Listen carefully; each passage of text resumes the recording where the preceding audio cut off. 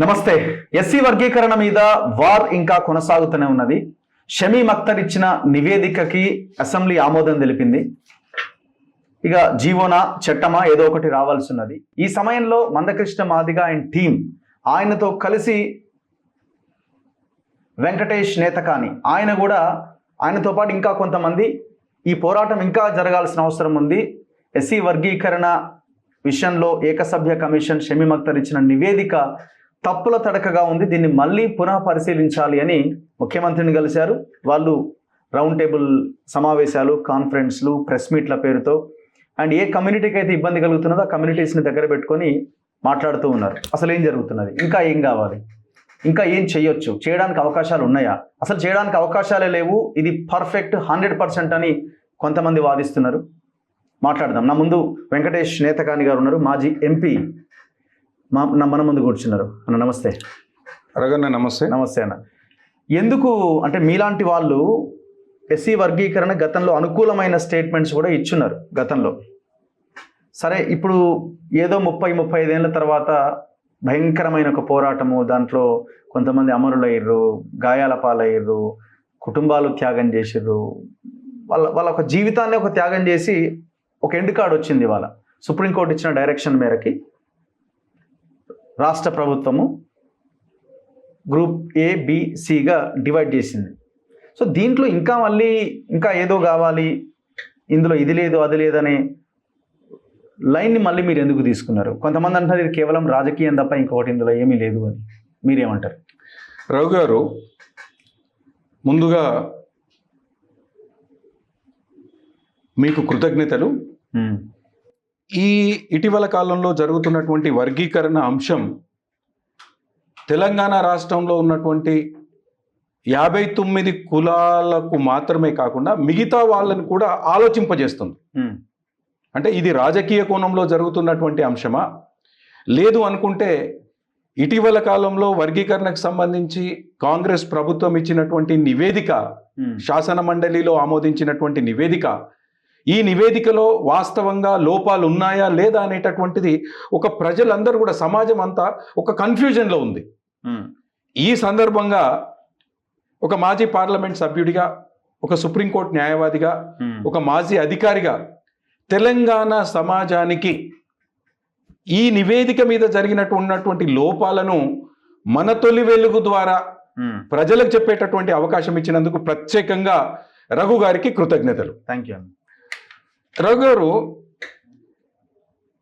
గత 30 సంవత్సరాలుగా వర్గీకరణకు సంబంధించి ఉద్యమాలు జరుగుతూ ఉన్నాయి, ఎంతోమంది అమరులైనటువంటి సందర్భం. ఈ సందర్భంగా కేంద్ర ప్రభుత్వం సుప్రీంకోర్టులో అఫిడవిట్ దాఖలు చేసిన తర్వాత 7 జడ్జీలలో 6 జడ్జీలు వర్గీకరణకు అనుకూలంగా తీర్పు ఇవ్వడం జరిగింది, మార్గనిర్దేశకాలు ఇవ్వడం జరిగింది.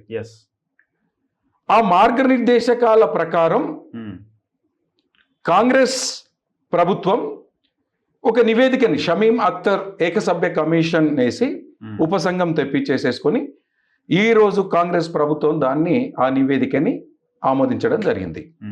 ఈ నివేదికను ఒక్కసారి పరిశీలించినట్లయితే, ఎందుకంటే మీ ద్వారా, మన తొలి వెలుగు ద్వారా షమీం అఖ్తర్ గారు ఇచ్చినటువంటి నివేదిక, కాంగ్రెస్ ప్రభుత్వం ఆమోదించినటువంటి నివేదికలో ఉన్నటువంటి లోపాలు సమాజానికి తెలియాలి. ఓకే. సో దీంట్లో భాగంగానే కెమెరా చూపిస్తూ చెప్పొచ్చు. ఈరోజు కాంగ్రెస్ ప్రభుత్వం, అది చూపించవచ్చు, కాంగ్రెస్ ప్రభుత్వం ఆమోదించినటువంటి నివేదిక ప్రకారం గ్రూప్ ఏలో 15 కులాలు ఉన్నాయి. ఈ 15 కులాలకి 1% రిజర్వేషన్ ఇవ్వడం జరిగింది. 1,71,000 పైచీలకు జనాభా. నంబర్ 1. నంబర్ 2, గ్రూప్ 2లో 18 కులాలు ఉన్నాయి, 32 లక్షల పైచీలకు జనాభా, 9% రిజర్వేషన్. ఓకే. అదేవిధంగా గ్రూప్ 3 మొత్తం 26 కులాలు ఉన్నాయి, 17 లక్షల పైచీలకు జనాభా, దీనికి 5% రిజర్వేషన్. సో ఈ నివేదికలో లోపాలు ఏమున్నాయి, మేము ఏ లోపాలను గమనించాము, ఇది ముఖ్యమంత్రి గారి దృష్టికి ఏ లోపాలను మేము విజ్ఞప్తి రూపంలో ఇచ్చాము అనేటటువంటిది నేను ఒక్కసారి తమరికి వివరిస్తాను. గ్రూప్ 1లో ప్రభుత్వం ఆమోదించినటువంటి నివేదికలో గ్రూప్ 1లో ఎవరిని వేయాలి? సామాజికంగా, ఆర్థికంగా మరియు విద్యాపరంగా అత్యంత వెనుకబడిన పట్టించుకొని షెడ్యూల్ కులాలు. ఈ కులాల జాబితాలో అంతకు ముందు జస్టిస్ రామచంద్రరాజు కమిషన్ తీసుకొచ్చినటువంటి ABCD అనే 4 వర్గాలుగా విభజించినప్పుడు కూడా గ్రూప్ ఏలో ఆర్థికంగా, సామాజికంగా, ఉద్యోగపరంగా, విద్యాపరంగా అత్యంత దయనీయమైనటువంటి కులాలను వేయడం జరిగింది. అప్పుడు 4 గ్రూపులు కదా? అప్పుడు 4 గ్రూపులు. దీంట్లో 12 కులాలు ఉండే. ఎందులో? గ్రూప్ ఏలో 12 కులాలకి 1% ఇచ్చారు. ఇక్కడ 15 కులాలకి 1% 15 కులాలకి 1% ఇచ్చారు. 3 కులాలు యాడ్ చేశారు. ఇప్పుడు ఈ గ్రూప్ 1లో ఉన్నటువంటి లోపాలు ఏంటంటే, ఈ 15 కులాలలో ఒకవైపేమో సుప్రీంకోర్టు మార్గనిర్దేశకాల ప్రకారము అత్యంత బలహీనమైన పట్టించుకొని కులాలని చెప్పి హెడ్డింగ్లో ఉంది. కానీ ఏదైతే సిలో ABCD అమలైనటువంటి క్రమంలో అత్యధికంగా విద్యాపరంగా, ఉద్యోగపరంగా, ఆర్థికంగా, రాజకీయ పరంగా మెరుగైనటువంటి ప్రయోజనాలు పొందినటువంటి మన్నే, పంబాల ఈ 2 కులాలను తీసుకొచ్చేసి గ్రూప్ 1లో వేయడం జరిగింది. ఓకే. ఈ గ్రూప్ 1లో వేసినటువంటి జనాభా 30,000. అంటే ఏంటి? గ్రూప్ 1లో 171,000 పైచిలుకున్నటువంటి జనాభాకి 1% రిజర్వేషన్ ఇచ్చారు. ఇప్పుడు దీంట్లో సుప్రీంకోర్టు మార్గనిర్దేశకాలకు విరుద్ధంగా ఎంపరికల్ డేటా అని మాట్లాడుతున్నారు కదా కొంతమంది నాయకులు. ఆ ఎంపరికల్ డేటా ప్రకారమే సిలో అత్యంత ప్రయోజనాలు పొందినటువంటి 2 కులాలను తీసుకొచ్చి ఈ గ్రూప్ 1లో వేయడం అనేటటువంటిది నిజంగా ఇది చాలా దారుణం, అన్యాయం, అశాస్త్రీయం, సుప్రీంకోర్టు మార్గనిర్దేశకాలకు వ్యతిరేకం. అంటే మీరు చెప్తున్నది ఆనాడు SCCలో ఉన్నది ఈనాడు ఏలో పెట్టిరనేనా? 100%. అంటే మీరు ఏ లెక్కన చూస్తున్నారు? వాళ్ళు మెరుగైన వాళ్ళు, లేకపోతే విద్యాపరంగా, ఉద్యోగపరంగా, రాజకీయ పరంగా మెరుగైన ఎట్లా చూస్తున్నారు? ఆనాడు వేశారని మీరు అంటే ఆ రోజు కూడా రామచంద్రరాజు కమిషన్ సామాజికంగా, విద్యాపరంగా, ఉద్యోగపరంగా, ఆర్థికంగా, రాజకీయ పరంగా ఈ అంశాలను పరిగణలోకి తీసుకొని మాత్రమే కేటగిరైజేషన్ చేసింది. ఒకవేళ నిజంగా వీళ్ళు మెరుగైన ప్రయోజనాలని పొందలేని వాళ్ళైతే డైరెక్ట్ 1కి ఎందుకు జంప్ అవుతారు? మధ్యలో మధ్యస్థంగా ప్రయోజనాలు పొందినటువంటి గ్రూప్ 2 ఉంది. కాబట్టి ఈ గ్రూప్ 1లో గ్రూప్ ఏలో బి నుండి 6 సి నుండి 4 కులాలను తీసుకొచ్చారు. 4 కులాలలో మన్నే, పంబాల 30,000.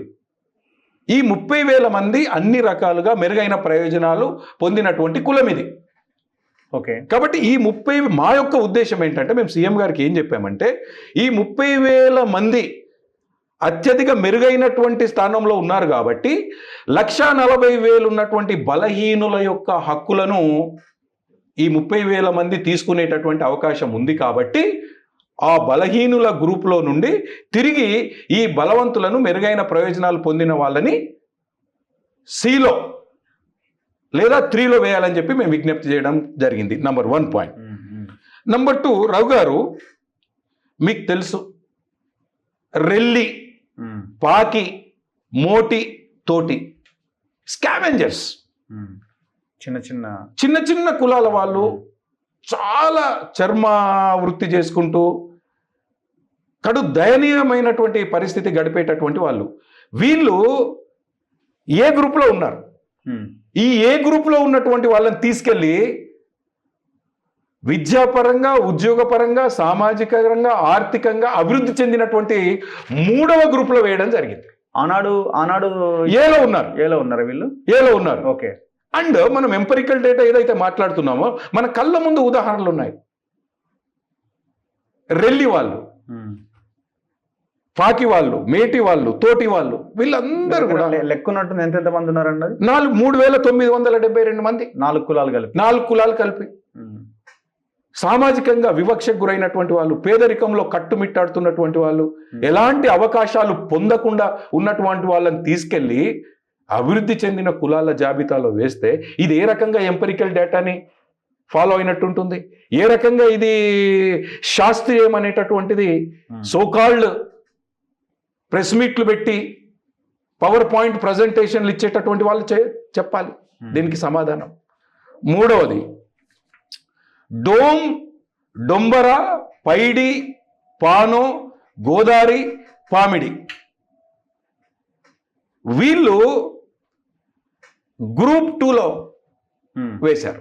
సరే, ఒకంతకు గ్రూప్ 2లో వేయడం వల్ల సరే గ్రూప్ 1కి గ్రూప్ 2కి బలహీనమైనటువంటి వర్గాలు గ్రూప్ 1లో ఉన్నారు, మధ్యస్థంగా ఉన్నటువంటి వాళ్ళు గ్రూప్ 2లో ఉన్నారు. పర్సంటేజ్ కూడా ఎక్కువనే ఉంది, 9% కాబట్టి జనాభా కూడా అంతే ఉంది. ఆఫ్ కోర్స్ 32 లక్షల పైచిలుకు, 32 లక్షల పైచిలుకు. కాబట్టి దీంట్లో గ్రూప్ 1లో మొన్న ముఖ్యమంత్రి గారికి, ఉత్తమ్ కుమార్ రెడ్డి గారికి కలిసి ఏం విజ్ఞప్తి చేశామంటే, సిలో బలమైనటువంటి కులాలు 2 ఉన్నాయి, ఆ 2 కులాలను తీసుకొచ్చి గ్రూప్ 1లో బలహీనంగా ఉన్నటువంటి గ్రూప్లో వేశారు. వెంటనే వీళ్ళని తిరిగి తీసుకెళ్ళి గ్రూప్ సిలో వేయాలి అని చెప్పడం జరిగింది. అదేవిధంగా కడు దయని పేదరికంలో ఉంటూ సామాజిక వివక్షకు గురవుతూ కడు దయనీయమైనటువంటి పరిస్థితులను ఎదుర్కొంటున్నటువంటి రెల్లి, పాకి, మోటి, తోటి వీళ్ళది 4,000 జనాభా. వీళ్ళను సి గ్రూప్ అంటే గ్రూప్ 3లో వేశారు. వీళ్ళని తిరిగి గ్రూప్ 1లో కానీ ఏలో కానీ వేయాలనేటటువంటి విజ్ఞప్తిని మేము సీఎం గారికి తెలియజేయడం జరిగింది. ఇది నంబర్ 1. నంబర్ 2, గ్రూప్ 2లో ఉన్నటువంటి లోపాలు చూద్దాం.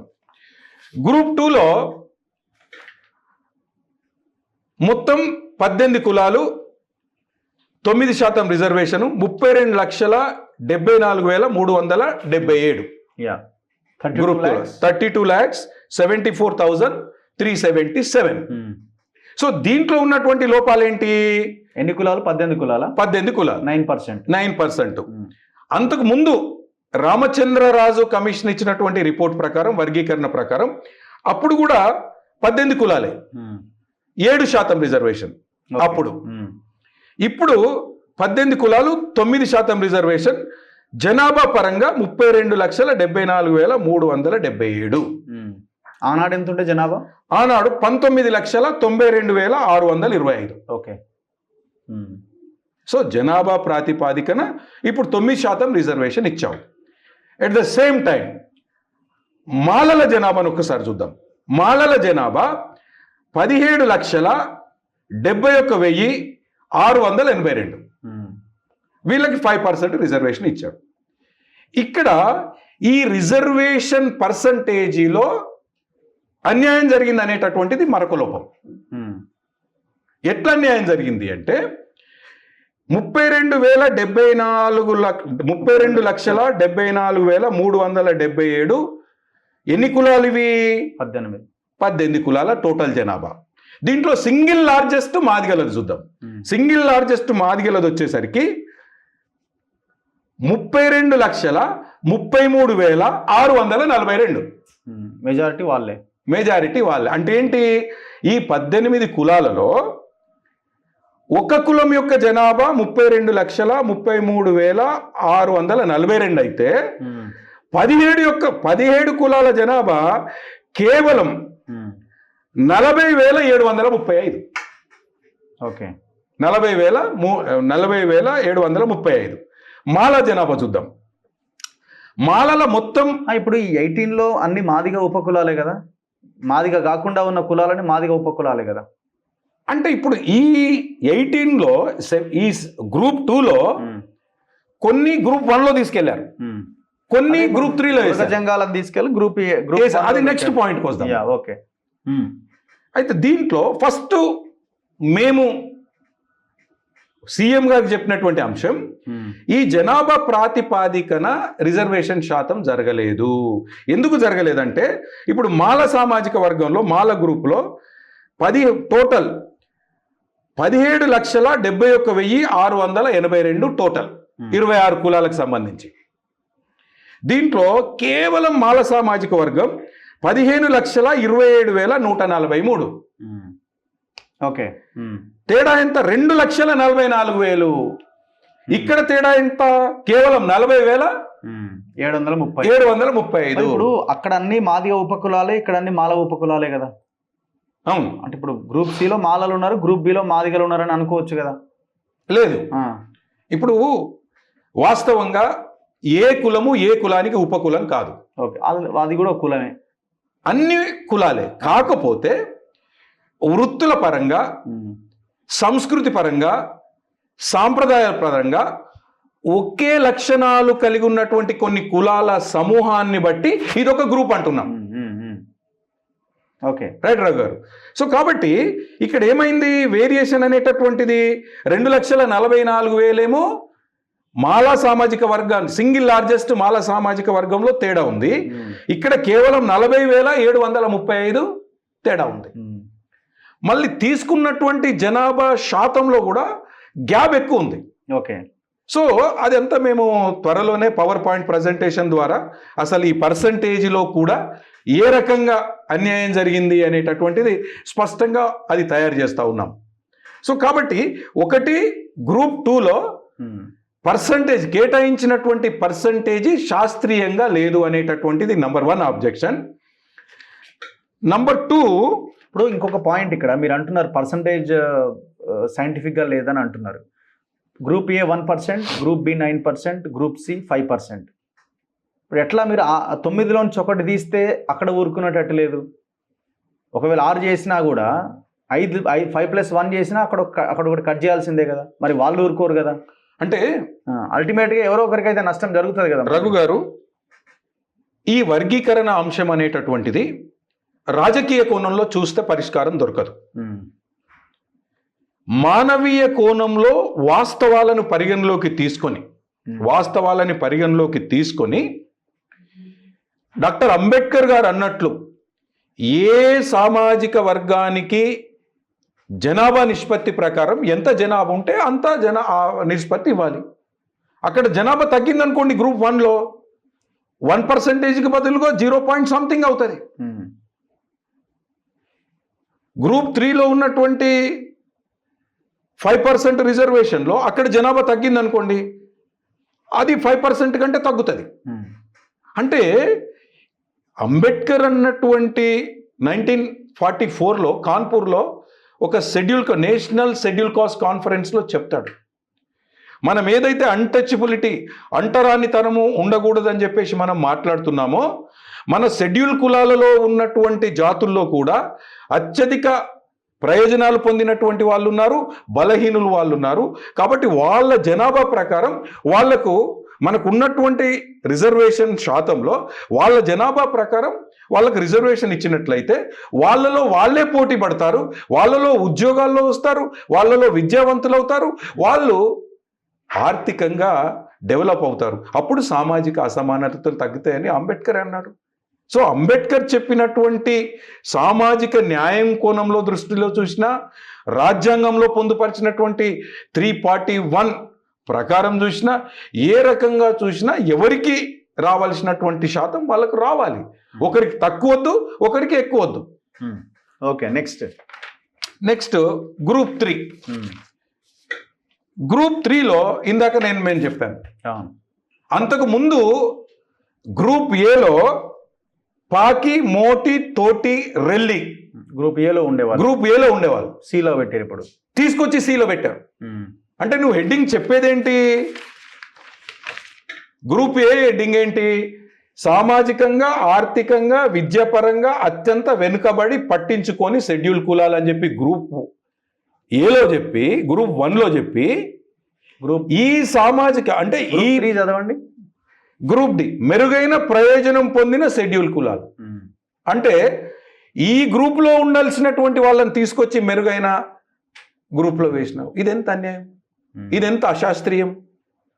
దీని గురించి కదా మేము మాట్లాడుతూ ఉన్నది. వర్గీకరణ జరగాలి, 100% వర్గీకరణ జరగాలి, అమల్లోకి రావాలి. కానీ ఈ షమీ ప్రభుత్వం ఆమోదించినటువంటి గ్రూప్ 1, గ్రూప్ 2, గ్రూప్ 3లో ఉన్నటువంటి లోపాలను సవరించి జరగాలి. మళ్ళొక పాయింట్ 3లో ఈరోజు గ్రూప్ 2లో, అంతకుముందు గ్రూప్ 2లో షెడ్యూల్ కులాలలో 4వ జనసంఖ్య ప్రకారం 4వ అతిపెద్ద కులమైనటువంటి బుడగ జంగాలు 1,11,000 పైచీలకు ఉన్నారు. వాళ్ళు సంచార జీవనం గడిపేటటువంటి వాళ్ళు. వాళ్ళని బి గ్రూప్ నుండి బయటికి తీసుకొచ్చి వారికి కొన్ని కులాలు కలిపి ఏ గ్రూపు అంటే గ్రూప్ 1 వేసాం, వాళ్ళకి 1% ఇచ్చాం. అదేవిధంగా గ్రూప్ 3లో సామాజికంగా, విద్యాపరంగా, ఉద్యోగపరంగా, ఆర్థికంగా మాల సామాజిక వర్గంతో పోల్చినట్లయితే నేతకాని సామాజిక వర్గం ఆ గోదావరి పరివాహక ప్రాంతాల్లో ఆసిఫాబాద్, మంచిర్యాల్, భూపాల్పల్లి, ములుగు ఈ ప్రాంతాలలో వ్యవసాయ కూలీలుగా బతుకుతున్నారు, శ్రామికులుగా బతుకుతున్నారు. ఏజెన్సీ ప్రాంతాలలో ఎలాంటి హక్కులు లేకుండా కడు దయనీయమైనటువంటి పేదరికంలో బతుకుతున్నారు. కాబట్టి మేమేమంటున్నాము, అటు మందకృష్ణ గారు కానీ నేను కానీ అందరికీ 59 కులాలలో ఉన్నటువంటి 58 కులాలకు న్యాయం జరగాలంటున్నాం. కాబట్టి ఈ గ్రూప్ 3లో ఉన్నటువంటి నేతకానీలు 3వ అతిపెద్ద జనాభా కలిగినటువంటి నేతకానీలు. కానీ మరి మీరు ఆనాడు ఇచ్చిన కమిటీ 2004లో ఇచ్చిన కమిటీ, రామచంద్రరాజు కమిటీ కూడా నేతకానులను గ్రూప్ సిలోనే పెట్టారు కదా. గ్రూప్ సిలో పెట్టారు. మేము ఇప్పుడు ఏమంటున్నామంటే అప్పుడు కూడా మేము రిప్రజెంటేషన్లు ఇవ్వడం జరిగింది. ఓకే. ఇప్పుడు నేతకాని జాతిలో ఏ రకంగా పేదరికంలో ఉన్నారో మేము ప్రత్యక్షంగా చూసినటువంటి వ్యక్తిగా నేను మాట్లాడుతూ ఉన్నాను. రాజకీయ నాయకులందరికీ తెలుసు, బ్యూరోక్రాట్స్ అందరికీ తెలుసు. ఇదే వివేక్ గారు, మీకు ఈ సందర్భంగా నేను ఒక అంశాన్ని మీకు చెప్పాలి. ఇదే వివేక్ గారు ఆయన యొక్క కుమారుడు ఎంపీగా పోటీ చేస్తున్నటువంటి సందర్భంలో ధర్మాపురిలో ఒక మీటింగ్ పెట్టాడు. ఓకే. ధర్మాపురిలో మీటింగ్ పెట్టి సీఎం గారి నోటి ద్వారా వచ్చినటువంటి మాట చెప్తున్నాను, మీకు వీడియో కూడా చూపెడతాను. సీఎం గారితో ఈ ప్రాంతంలో నేతకానీల జనసంఖ్య పరంగా పెద్దగా ఉన్నారు కాబట్టి వాళ్ళు బలహీనంగా ఉన్నారు కాబట్టి వాళ్లకు మాలలకు కార్పొరేషన్ ఏ విధంగా ఉందో, మాదిగలకు కార్పొరేషన్ ఏ విధంగా ఉందో నేతకాని కార్పొరేషన్ ఏర్పాటు చేస్తాను అని చెప్పేసి ఎన్నికల సమయంలో చెప్పాడు. ఇదే అంశాన్ని వివేక్ గారు కూడా మన అసెంబ్లీలో ప్రస్తావించడం జరిగింది. అంటే ఏంది, 3వ అతిపెద్ద జనాభా కలిగినటువంటి నేతకాని జాతి సామాజికంగా, ఆర్థికంగా, విద్యాపరంగా, ఉద్యోగపరంగా మాలలతో పోల్చినట్లయితే చాలా బలహీనంగా ఉంది కాబట్టి నువ్వు కార్పొరేషన్ ఏర్పాటు చేయాలి అని నువ్వు అడుగుతున్నావు. నేనేమంటున్నాను, ఈ సమస్యకు పరిష్కరించబడాలి అని అంటే వివేక్ కానీ, ఇంకొంతమంది రాజకీయ నాయకులు కానీ, లేదా ప్రభుత్వంలో ఉన్నటువంటి పెద్దలు కానీ ఏ రకంగానైతే నేతకానికి ప్రత్యేకమైనటువంటి కార్పొరేషన్ ఉండాలి అని చెప్పేసేసి రికార్డెడ్గా మాట్లాడుతున్నారో, నేతకానీలకు 4వ అతిపెద్ద జనాభా బుడగ జంగాలకు ప్రత్యేకమైనటువంటి గ్రూపుని కేటాయించినప్పుడు నేతకానీలు 3వ అతిపెద్ద జనాభా కలిగినటువంటి నేతకానీలకు ఒక ప్రత్యేక గ్రూప్ ఏర్పాటు చేసి కొన్ని అదనంగా కులాలను కలిపి ఎట్లా పాసిబుల్ అవుతుంది? అది అదే చెప్తున్నాను. దీన్ని ఎట్లా పెట్టడం సాధ్యం అవుతుంది అంటున్నారు. గ్రూప్ డి పెడితే పైనుంచి ఎంతో కొంత అందులో వన్ మళ్ళీ తెచ్చి మీకు ఇవ్వాల్సిందే. జనాభాలో మార్పు వస్తుంది రఘు గారు.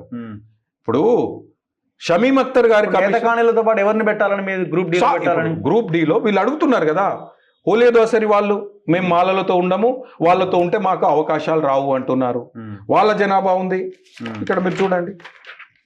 ఇప్పుడు కొంతమంది ఏమంటున్నారు, అసలు ఈ వెనుకబాటుతనం ఆధారంగా రిజర్వేషన్స్ అమలు చేస్తే మాలమాదిగలకు కాదు మొత్తం ఉపకులాలకు ఇచ్చేయాలి అని అంటున్నారు. అంటే అట్లా మనం మాట్లాడుకుంటూ వెళ్తే, అంత ఇన్డెప్త్గా మాట్లాడుకుంటూ వెళ్తే సమస్యకు ఒక పరిష్కారం అనేది దొరకదు, వర్గీకరణ ఎప్పటికీ సాధ్యం కాదు అని అంటున్నారు కొంతమంది. అంటే ఇప్పుడు తీసుకున్నటువంటి పారామీటర్స్ ప్రకారం 2 తీసుకున్నారు. కొన్ని కులాలకేమో సామాజిక వెనుకబాటుతనం తీసుకున్నారు, కొన్ని కులాలకేమో సామాజిక వెనుకబాటుతనంతో పాటు జనాభాను కూడా తీసుకున్నారు. కాబట్టి ఇక్కడ జనాభా పరంగా మేమేమంటున్నాము, జనాభా పరంగా తీసుకోండి, సామాజిక వెనుకబాటుతనంగా తీసుకోండి. సామాజిక వెనుకబాటుతనంగా తీసుకున్నా, జనాభా పరంగా తీసుకున్నా నేతకానీలకు ప్రత్యేక కార్పొరేషన్ కావాలని చెప్పి నువ్వేదైతే మాట్లాడుతున్నావో, ఈరోజు నేతకానీలకు ప్రత్యేకమైనటువంటి ఒక గ్రూప్ ఏర్పాటు చేస్తే సమస్య పరిష్కరించబడుతుంది కదా. ఎందుకంటే ఇప్పుడు గ్రూప్ 1, గ్రూప్ 2, గ్రూప్ 3 అన్నావు, గ్రూప్ 4 పెట్టు. రామచంద్రరాజు కమిషన్ ప్రకారం group A, group B, group C, group D అని ఏ రకంగా అన్నావో, మీకు ఇచ్చే ఆ గ్రూప్ డి పర్సంటేజ్ ఎక్కడి నుంచి? డి కాదు, అదే గ్రూప్ డి ఆర్ గ్రూప్ 4 ఏదో సంథింగ్. నో.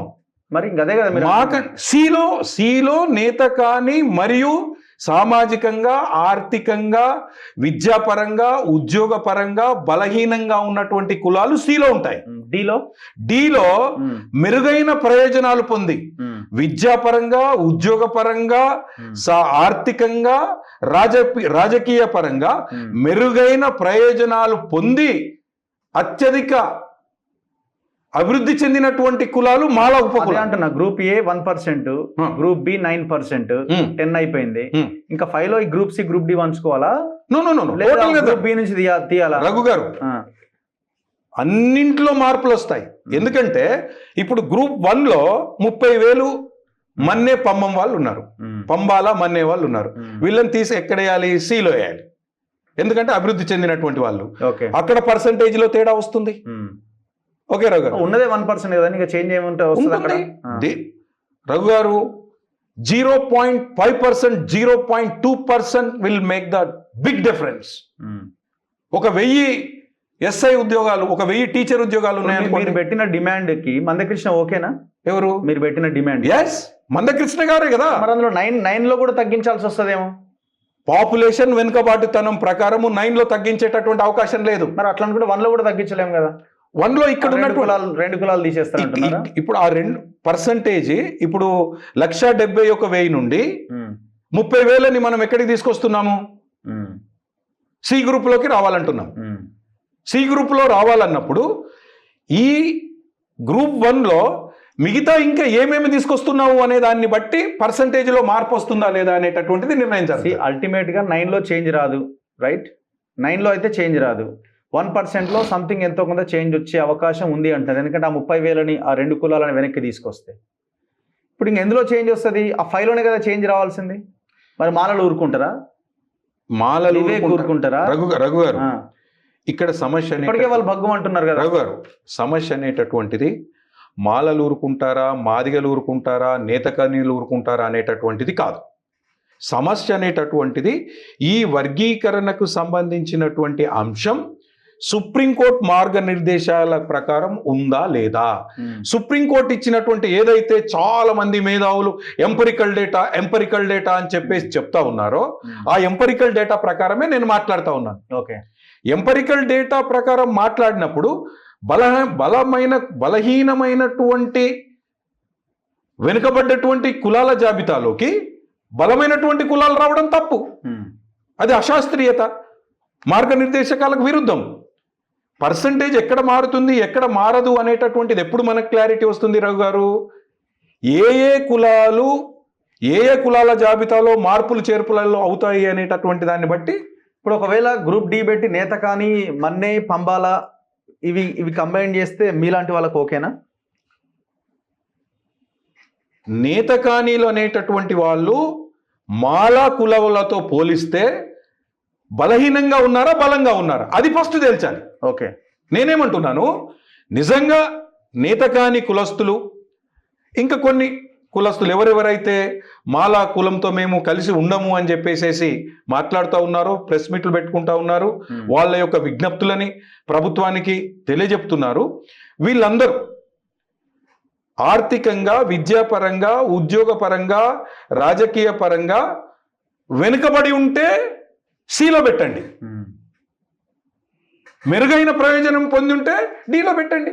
ఓకే, నేను వాస్తవాలని పరిగణలోకి తీసుకొని వాస్తవ పరిస్థితులను తెలుసుకొని మీరు చేయండి అంటున్నాను. మాలా కులాలు నేతకాని కులాల కంటే బలహీనంగా ఉంటే మాల కులాలను సీలో పెట్టండి. నేతకానీలే బలహీనంగా ఉంటే నేతకానీలను సీలో పెట్టండి, మెరుగైన ప్రయోజనం పొందినటువంటి వాళ్ళని డీలో పెట్టండి. ఆ డి అని పేరు ఇస్తారా, 4 అని పేరు ఇస్తారా, అది కమిషన్ ఇష్టం, ప్రభుత్వం ఇష్టం కదా రావు గారు. ఎందుకంటే షమీమ్ అఖ్తర్ గారు ఇచ్చినటువంటి నివేదిక it's not binding on government. ఇప్పుడు ఆయన అంతా తిరిగి చాలా వేల అప్లికేషన్స్ తీసుకున్న తర్వాత ఇప్పుడు నిర్ణయం తీసుకున్నారని అంటున్నారు కదా, ఇంకా మిస్టేక్స్ జరిగినాయి అట్లా చేసినా కూడా ఏమైనా ఇన్ఫ్లుయెన్స్ ఉందా, పొలిటికల్ ఇన్ఫ్లుయెన్స్ కానీ ఎవరో ఒకరు అనిపిస్తుందా? దయచేసి ఒక్కటే నాది ఒక్కటే రిక్వెస్ట్, ఇది ఒక్కటే సమాజానికి తెలియాలి. గ్రూప్ 1 నేను లెంతీ డిస్కషన్ చేయను, ఇది ఒక్కటే గమనిద్దాం. గ్రూప్ 1లో వెనుకబాటుతనానికి అన్ని రకాలుగా వెనుకబడ్డటువంటి కులాలు. ఈ వెనుకబడ్డ కులాలలో మన్నే పంబాల ఎట్లొచ్చింది చెప్పండి.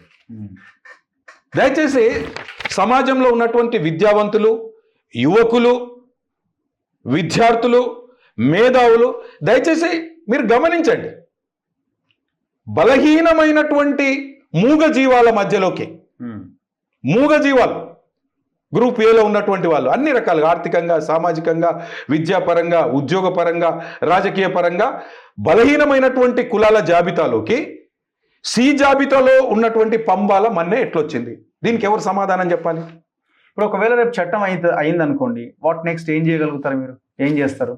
ప్రభుత్వం అదే ఇప్పుడు దాని మీదనే స్టిక్ ఆన్ అయ్యే అవకాశాలే కనిపిస్తున్నాయి అని అంటున్నారు. నిన్న మంత్రి దామోదర్ రాజనరసింహ కూడా 100% దీంట్లో ఎలాంటి తప్పులు లేవు, పర్ఫెక్ట్గా ఉంది అని చెప్తున్నారు.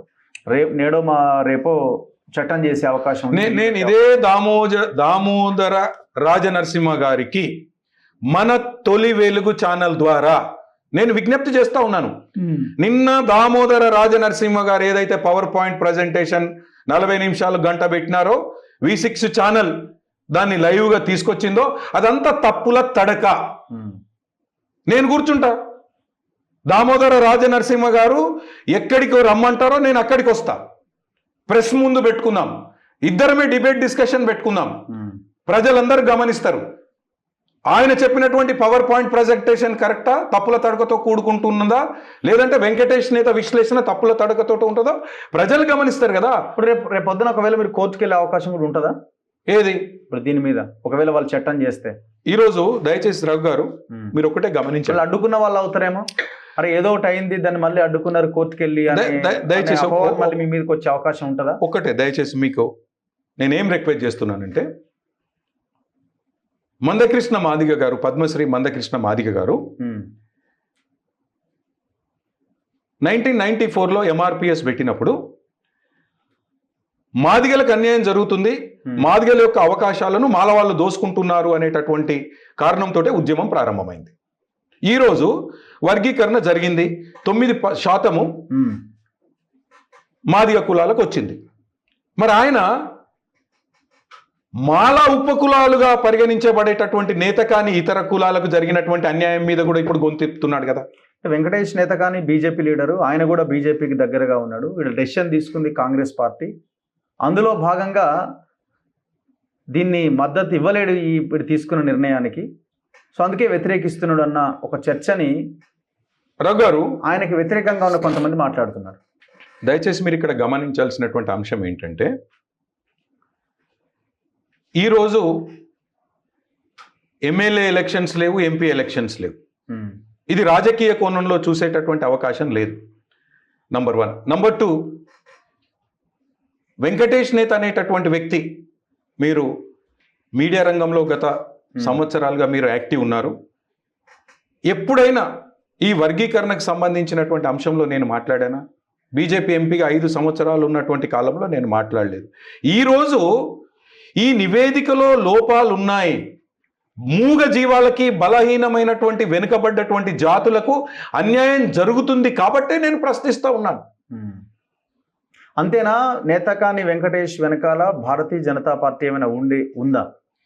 లేదు నేను- వెంకటేష్ మీరు ఇన్వాల్వ్ అవ్వాలి, మీ జనాభా ఎక్కువగా ఉంది, దీన్ని మనం కౌంటర్ చేయాలంటే మీరు మందకృష్ణ పక్కన కూర్చోవాల్సిందే అని ఏమైనా చెప్తే మీరేమైనా వచ్చారా సడన్ గా? రఘు గారు, ఈరోజు మీ స్టూడియోకు కానీ నేను పాల్గొనేటటువంటి సమావేశాలు కానీ ప్రెస్ మీట్లు కానీ కేవలం ఒక నేత కానీ బిడ్డగా మాత్రమే వస్తున్నాను తప్ప బీజేపీ ఎక్స్ఎంపీగా రావట్లేదు. నంబర్ 1. ఓకే. ఎందుకంటే ఈ నివేదికలో 59 కులాలలో ఒక మాల సామాజిక వర్గానికి తప్ప అన్ని సామాజిక వర్గాలకు నష్టం జరిగేటటువంటి విధంగా ఈ నివేదిక ఉంది. ఎవరికి లాభం జరుగుతుంది? మాల సామాజిక వర్గానికి తప్ప అందరికి నష్టమేనా? అన్ని సామాజిక వర్గాలకు నష్టం జరిగేటటువంటి విధంగా ఉంది. రమ్మనండి. ఇది ఎట్లా మాలలకే వాళ్ళకి 5% ఉంది కదా? నేను అదే చెప్తున్నాను కదా. సో కాల్డ్ కాంగ్రెస్ ప్రభుత్వంలో ఉన్నటువంటి పెద్దలకు నేను విజ్ఞప్తి చేస్తా ఉన్నాను. మాల సామాజిక వర్గంలో ఉన్నటువంటి మేధావులకు నేను విజ్ఞప్తి చేస్తా ఉన్నాను. ఈ షమీం అఖ్తర్ గారు ఇచ్చినటువంటి రిపోర్ట్ను బేస్ చేసుకొని కాంగ్రెస్ ప్రభుత్వం ఆమోదించినటువంటి రిపోర్ట్లో ఏమేం లోపాలు ఉన్నాయో చర్చించడానికి నేను సిద్ధంగా ఉన్నాను. మీడియా మిత్రుల ముందు, మేధావుల ముందు. ఎట్లా మాలలకి లాభం జరుగుతుంది దీనివల్ల? ఇప్పుడు ఆ 30,000 ఈ గ్రూప్ 1లో 1,71,625 టోటల్ జనాభాకి 1% ఇచ్చినారు. ఓకే. అన్ని రకాలుగా బలహీనమైనటువంటి వర్గాలు, మూగ జీవాలు దీంట్లో ఉన్నాయి. దీంట్లోకి తీసుకొచ్చి అంతకు ముందు సి కేటగిరీలో ఉన్నటువంటి పంబాల, మన్నె 2 కులాలను ఇక్కడ తీసుకొచ్చి వేసావు. వీళ్ళ జనాభా ఎంత? 30,000. అంటే 171,000 టోటల్ మైనస్ 30,000 తీసేస్తే 141,000 మూగ జీవాలు. ఈ మూగ జీవాలకు వెళ్ళాల్సినటువంటి అవకాశాలన్నీ మెరుగైన ప్రయోజనం పొందినటువంటి మన్నే పంబాల వాళ్ళు తీసుకెళ్తారు. ఇప్పుడు 9% మాదిగలకు అని అంటున్నారు. 9% కాదు, 9.45 సంథింగ్ పర్సెంటేజ్ వచ్చే అవకాశం ఉంది. 9.75. ఎట్లా అంటే అక్కడ 1,00,000 మంది ఉన్న బుడగ జంగాల కమ్యూనిటీ వచ్చి మాదిగ ఉపకులానికి దాంట్లోకి తీసుకొచ్చారని చెప్తున్నారు. ఈ లెక్క ప్రకారం కాదు రఘు గారు, ఇది సపరేట్. దీంట్లోనే ఇప్పుడు ఆ 1,00,000 గురించి మనం మాట్లాడాల్సినటువంటి అవసరం లేదు. ఈ 32,74,377 గురించి మాట్లాడినా ఇంకా కొంత పర్సంటేజ్ ఇక్కడ రావాల్సి ఉంది. అది కూడా అతి త్వరలోనే ఒక పవర్ పాయింట్ ప్రజెంటేషన్ రూపంలో మేము మీడియా ముందుకు వస్తాము, ప్రెస్ కాన్ఫరెన్స్ పెడతాము, పవర్ పాయింట్ ప్రజెంటేషన్ ఇచ్చి సమాజంలో ఉన్నటువంటి ఉద్యోగులు, విద్యార్థులు, యువకులు, మేధావులు అందరూ కూడా ఆమోదించేటటువంటి విధంగా సైంటిఫిక్ డేటా తోటి మేము ముందుకు వస్తాం. ఇప్పుడు నా పాయింట్ ఒకటి, ఇప్పుడు మరి అలా అనుకున్నప్పుడు మాలలు మళ్ళీ రోడ్ల మీదకి వస్తున్నారు కదా, మాల నాయకులు మళ్ళీ రోడ్ల మీదకి వచ్చి వర్గీకరణ తప్పు, ఇది నిలబడదు అని చెప్తున్నారు కదా. వాళ్ళు ఏ రకంగా నిలబడారు? లాభం జరిగింది మొత్తం వాళ్ళకే లాభం. రఘు గారు, నేనేం చెప్తున్నాను, ఇప్పుడు అన్యాయం ఏ రకంగా జరిగింది, ఈ నివేదికలో ఏమేం లోపాలు ఉన్నాయో నేను ప్రభుత్వం ఆమోదించినటువంటి లిస్టు తీసుకుని నేను మాట్లాడుతున్నా ఆధారాలతో సహా. నేనేమంటున్నాను, నువ్వు కూడా ఊరికే మాటలు చెప్పడం కాదు, మనం చెప్పేటటువంటి మాటకి సైంటిఫిక్ ఎవిడెన్స్ ఉండాలి, డేటా ఉండాలి. వేకే చెప్పడం కాదు. నీ దగ్గర నువ్వు చెప్పేటటువంటిది వాస్తవం అయితే, న్యాయంగా ఉంటే, విత్ డేటా నీకు ఏ రకంగా అన్యాయం జరిగిందో చెప్పమంటున్నాం కదా. ఇప్పుడు నాకు అన్యాయం ఏ రకంగా జరిగింది, మిగతా జాతులకు ఏ రకంగా అన్యాయం జరిగిందో నేను వివరిస్తున్నాను. At the same time let them come for discussion కదా రావు గారు. సో కాబట్టి దయచేసి మళ్ళొక్కసారి మన తొలి వెలుగు ద్వారా సమాజానికి నేను విజ్ఞప్తి చేస్తా ఉన్నాను. ఇటీవల వర్గీకరణకు సంబంధించి శాసన మండలిలో కాంగ్రెస్ ప్రభుత్వం ఆమోదించినటువంటి నివేదికలో కొన్ని లోపాలు ఉన్నాయి. వర్గీకరణ అమలు జరగాలి, సామాజిక అసమానతలు ఎదుర్కొంటున్నటువంటి జాతులకు న్యాయం జరగాలి, ఉద్యోగాలు రావాలి. మీరు కూడా ఇప్పుడు మాలాలో ఉన్న కొంతమంది నాయకులు చెప్పిన అభిప్రాయంతోనే ఉన్నారా? ఇది రాజ్యాంగబద్ధం కాదు, ఇది కొట్టుడుపోతుంది, పార్లమెంట్లో చట్టం తప్ప దీనికి పరిష్కారం లేదు అన్న దానికి మీరు కూడా కట్టుబడి ఉన్నారా? పార్లమెంట్లో చట్టం అనేటటువంటిది సుప్రీంకోర్టు ధర్మాసనం చెప్పక ముందు చర్చ. ఓకే. ఆల్రెడీ సుప్రీంకోర్టు ధర్మాసనం 7 జడ్జీలలో 6 జడ్జీలు వర్గీకరణ చేసుకునేటటువంటి అధికారం రాష్ట్రాలకు ఉంది అని ఇచ్చేసింది. No discussion about parliament. Okay. So రాష్ట్రాల పరిధిలో ఉంది అంశం. ఒక్కొక్క రాష్ట్రం ఒక్కొక్క రకంగా దీన్ని వర్గీకరణ చేసుకుంటుంది. కాబట్టి రాష్ట్రాల పరిధిలోకి వచ్చినప్పుడు ఆ వర్గీకరణ చేసినటువంటి విధానము శాస్త్రీయంగా ఉందా లేదా, సుప్రీంకోర్టు గైడ్ లైన్స్ కి మార్గనిర్దేశకాలని బేస్ చేసుకొని ఉందా లేదా అనేటటువంటిది ఇంపార్టెంట్. ఒక పొలిటికల్ క్వశ్చన్ ఉంది నా ముందు. ఇప్పుడు ఇక్కడ కాంగ్రెస్ అధికారంలో ఉంది, రేవంత్ రెడ్డి ముఖ్యమంత్రిగా దీన్ని అమలు చేసిండు. సరే, మీరు దాన్ని తప్పు అంటున్నది పక్కన పెడదాం.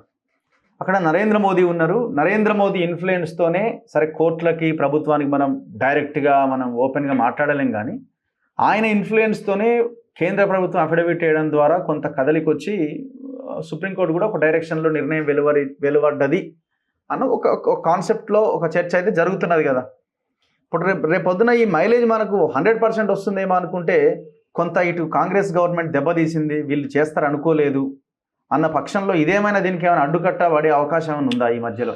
అంటే రఘు గారు, సామాజిక సమస్యలను, అంటే ఇవి సామాజిక సమస్యలు సెన్సిటివ్ ఇష్యూస్, సామాజిక సమస్యలను రాజకీయ కోణంలో చూసినట్లయితే సమస్య ఎప్పటికీ పరిష్కారం జరగదు. మానవీయ కోణంలో చూడాలి మనం. అందుకే ఇది ఎవరు చేశారు, క్రెడిట్ ఎవరికి వెళ్తుంది, క్రెడిట్కి ఎవరికి ఎక్కువ వెళ్తుంది, ఎవరి తక్కువకి వెళ్తుంది అనేటటువంటిది చర్చించడం కంటే ఇట్స్ ఎ టీమ్ వర్క్. అంటే అల్టిమేట్గా పొలిటికల్ పార్టీలు ఆ కోణంలోనే ఆలోచించి నిర్ణయం. నేను అదే అంటున్నాను. ఈరోజు అలా అనుకుంటే కాంగ్రెస్ ప్రభుత్వం వర్గీకరణ చేసింది, ఆ క్రెడిట్ అంతా కాంగ్రెస్కే రావాలి అని అనుకుంటే, రాజకీయ కోణంలో చూస్తే మరి కేంద్రంలో ఉన్నటువంటి బీజేపీ ప్రభుత్వము ఈ వర్గీకరణకు సంబంధించి ఒక ఫేవరబుల్ అఫిడవిట్ ఫైల్ చేసిన తర్వాత జడ్జిమెంట్ వచ్చింది. అంటే టీం వర్క్. సో అందుకే టీం వర్క్ కాబట్టే ఈ వర్గీకరణ అంశంలో న్యాయము ధర్మము ఉంది కాబట్టే పార్టీలకు అతీతంగా అన్ని పార్టీలు ఏకాభిప్రాయానికి వచ్చాయి. కాబట్టి దీన్ని రాజకీయ కోణంలో చూసినట్లయితే శాశ్వతంగా పరిష్కారం దొరకదు. దీన్ని సామాజిక కోణంలో చూడాలి, మానవత కోణంలో చూడాలి. కాబట్టి ఇప్పుడు మేమేమంటున్నాము, ఈ కొన్ని మార్పులు చేర్పులతో అంటే కొన్ని బలహీనమైనటువంటి కులాలకు అన్యాయం జరుగుతూ ఉంది. ఆ బలహీనమైనటువంటి కులాలకు అన్యాయం జరగకుండా చూడాల్సినటువంటి బాధ్యత ప్రభుత్వాన్ని. ఇది మానవీయ కోణంలో గురించి మాట్లాడుతున్నాం. ఓకే. ఇప్పుడు మీ వివేక్ని ఎందుకు టార్గెట్ చేస్తున్నారు ప్రతిసారి? మీరు ప్రెస్ మీట్ పెట్టింది ఆలస్యం, ఆయన్ని కార్నర్ చేస్తున్నారు కదా డైరెక్ట్గా. ఒక్కటే రఘు గారు, నేను ఒకటి, ఆయన వర్గీకరణను వ్యతిరేకించట్లేదు. మొన్న అసెంబ్లీలో బిల్లు పెట్టే క్రమంలో కూడా ఆయన అవసరమైతే 20% పెంచాల్సిన అవసరం ఉందని ఒక పాజిటివ్ స్టేట్మెంట్ ఇచ్చింది కదా రఘు గారు. మనము ఈ ఫిగర్స్ లో కూడా, పాపులేషన్ ఫిగర్స్ లో కూడా స్పష్టంగా కనబడుతుంది. నేత కానీ 3rd లార్జెస్ట్ కమ్యూనిటీ అని చెప్పి. సో 3 కార్పొరేషన్స్ కూడా ఇంకా సమయం, ఎందుకంటే లాస్ట్ టైం అడిగినప్పుడు ముఖ్యమంత్రి గారు అన్నారు లేదు ఇప్పుడు కొంచెం బిజీగా ఉన్నాము, తొందరగానే చేస్తామని చెప్పి వారు మాట ఇవ్వడం జరిగింది. ముఖ్యమంత్రి గారు కూడా ఇది దృష్టిలో పెట్టుకొని ఈ వచ్చే బడ్జెట్ లో అనౌన్స్ చేయాలని చెప్పి నేను కోరుతున్నాను. అంటే నేనేమంటున్నాను, నిజంగా వెంకటేష్ నేత అనేటటువంటి వ్యక్తి మీ దగ్గరికి ఒక రాజకీయ నాయకుడు రాలేదు. దళితుల్లో బలహీనమైన వర్గాలకు అన్యాయం జరిగింది కాబట్టి, దాంట్లో నేతకాని కూడా ఒక భాగంగా ఉంది కాబట్టి, పద్మశ్రీ మందకృష్ణ మాదిగ గారు చేస్తున్నటువంటి ఉద్యమంలో నీతి న్యాయం ధర్మం ఉంది కాబట్టి వారు అడుగులో అడుగై నేను మాల సామాజిక ఉపకులమైనప్పటికీ మందకృష్ణ మాదిగతో నేను కలిసి పనిచేస్తున్నాను. ఎందుకు? అన్యాయం జరిగింది కాబట్టి. వివేక్ గారు, ఇది రాజకీయ కోణం కాదు, వివేక్ గారు పార్లమెంటు ఎన్నికల సందర్భంలో ముఖ్యమంత్రి గారు చెప్పారు, ముఖ్యమంత్రి గారు చెప్పినటువంటి మాటని తిరిగి వివేక్ గారు చెప్పారు. నిజంగా వివేక్ గారికి నేతకాని జాతి మీద ప్రేమ ఉంటే, నేనేమంటున్నాను, నేతకాని జాతి మీద ప్రేమ ఉంటే నువ్వు ఏ రకంగా నేతకాని జాతి పాపులేషన్ ప్రకారం అతిపెద్ద 3వ జాతి అని అన్నావో, ఆర్థికంగా, సామాజికంగా, విద్యాపరంగా, ఉద్యోగపరంగా బలహీనం కంపేర్ చేస్తే మాలా సామాజిక వర్గంతో పోల్చినట్లయితే వెనుకబాటు ఉన్నదనేటటువంటిది జగమెరిగిన సత్యం వివేక్ గారికి తెలుసు. కాబట్టి వివేక్ గారు ప్రభుత్వంలో ఉన్నాడు కదా, నువ్వు ఏ రకంగా అయితే ఈ నేతకాని కార్పొరేషన్ ఇవ్వాలి అని కోరుకున్నావో అదే రకంగా వీళ్లకు ప్రత్యేకంగా ఒక గ్రూపుని ఏర్పాటు చేసి ఆ పర్సంటేజ్ ప్రకారం జనాభా ప్రకారం వాళ్ళకి నిష్పత్తి ఇవ్వండి అని నువ్వు ఎందుకు మాట్లాడట్లేదు? ఆయన రోల్ ఏముంది? ఆయన ఒక ఎమ్మెల్యేగానే ఉన్నాడు కదా. ఆయన ఏమైనా మినిస్టర్ కాదు, లేకపోతే దానికి ఒక కమిషన్కి ఏమైనా మెంబరా, లేకపోతే సబ్ కమిటీలో ఉన్న మెంబరా? ఏం కాదు కదా ఆయన. అంటే వివేక్ గారు ఈరోజు కాంగ్రెస్ పార్టీలో ఒక ఎమ్మెల్యే అయినా ఆయన యొక్క ప్రభావం ఢిల్లీ వరకు ఉందనేటటువంటిది సమాజానికి తెలుసు. కాబట్టి మేమేమంటున్నాము, ఆయన ఒక స్టేట్మెంట్ ఇవ్వమంటున్నాం కదా. దీంట్లో ఏమైనా ఆయన ప్రభావం ఉందా? దేంట్లో? ఇప్పుడు ఈ రిపోర్ట్ లో ఏమైనా ఆయన ఇన్ఫ్లుయెన్స్ ఏమైనా ఉందా? అంటే ఇప్పుడు మేము మాకు సపరేట్ గ్రూప్ కావాలన్నప్పుడు నువ్వు దానికి ఎందుకు స్పందించట్లేదు? ప్రభావం ఉన్నట్టే కదా. ఇప్పుడు మాకు సపరేట్ గ్రూప్ కావాలి, నువ్వు ఆ రోజు ముఖ్యమంత్రి గారితో మాట్లాడిచ్చినావు. నేతకానీలు వెనుకబడినటువంటి వాళ్ళు జనాభా ప్రకారం 3వ అతిపెద్ద జనాభా కలిగినటువంటి కులమని, వాళ్లకు ఒక నేతకాని కార్పొరేషన్ ఏర్పాటు చేయాలని మాట్లాడినావు. మరి ఈరోజు ఆ వెనుకబడ్డటువంటి కులానికి ఒక ప్రత్యేకమైనటువంటి గ్రూప్ ఏర్పాటు చేసి ఆ జనాభా ప్రకారం ఈ పర్సంటేజ్ ఇవ్వమని నువ్వు ఎందుకు మాట్లాడట్లేదు? అంటే నీతో పెట్టుకొని మా అవకాశాలన్నీ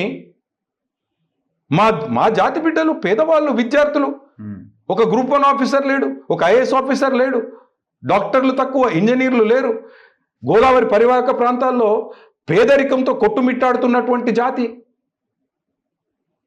ఇలా మాట్లాడితే వెంకటేష్ నేత బీజేపీ వ్యక్తి కాబట్టి మాట్లాడుతున్నాడు. నేను మాట్లాడాను, ఒక స్టేట్మెంట్ ఇవ్వమనండి. వివేక్ గురించి నేను మాట్లాడాను. నిజంగా వివేక్ గారికి రాజకీయ కోణంలో కాకుండా మానవతా కోణంలో ఆలోచించి